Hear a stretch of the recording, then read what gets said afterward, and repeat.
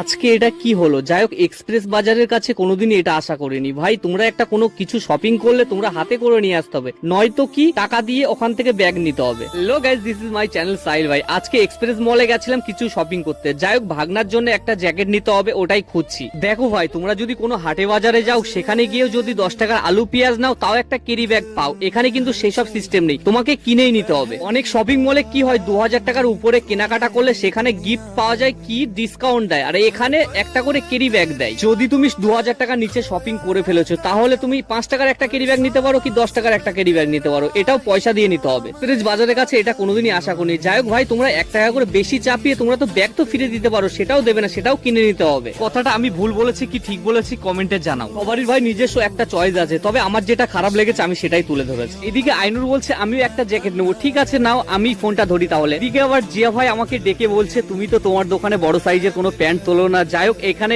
অনেক বড় সাইজের প্যান্ট আছে।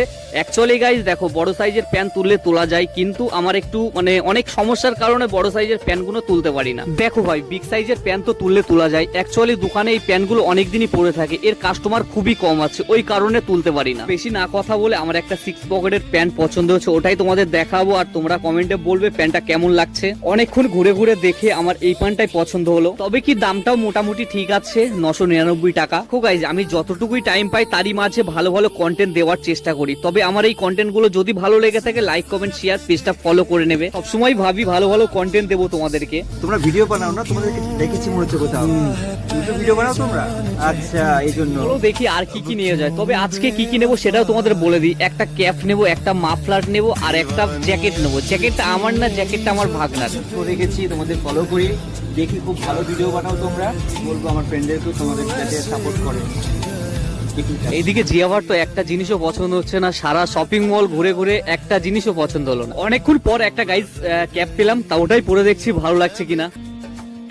লাস্ট পর্যন্ত এখান থেকে তো কিছু না নিয়ে গেলে তো একটা কেমন লাগে না। লাস্ট পর্যন্ত একটা বাড়িতে আছে, যাই হোক তাও একটা নিয়ে গেলে কি বলবো, সব কিছুই ভালো লাগছে, সব কিছুই পছন্দ হচ্ছে আমার। কি বলো, দেখো আমার জামা কাপড়ের শখ, ঠিক আছে, ওই জন্য কি বলতো এখান থেকে নিয়ে যাওয়া বেকার। বাড়িতে যা জিনিস আছে আমি পড়া, ঠিক আছে, পড়াতে আমার দোকানেও আছে।